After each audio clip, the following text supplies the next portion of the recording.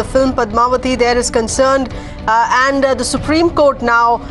significant move there in having dismissed a plea which was seeking a stay on the release of Padmavati. So the Supreme Court has clearly directed the petitioner now to take that request to the Censor Board instead. The Supreme Court says,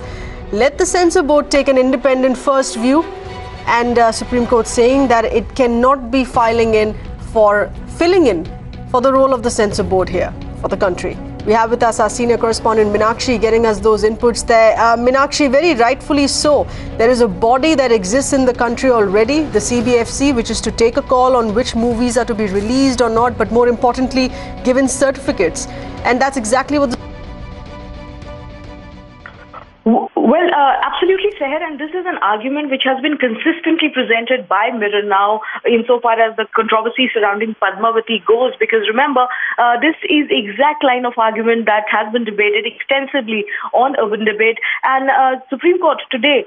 finding no merits at this stage to entertain this particular petition, and for the reasons that you rightly mentioned, the top court feels that this would be very early conclusion on the film, given the fact that the authority, the rightful body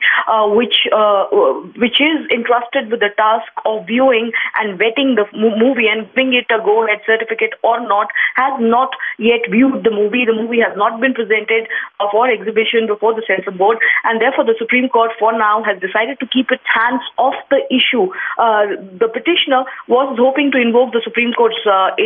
jurisdiction on this one. It turned out to be a tad premature, Seher, and also a coded warning of sorts from the Supreme Court to the petitioner to not form early conclusions about the movie.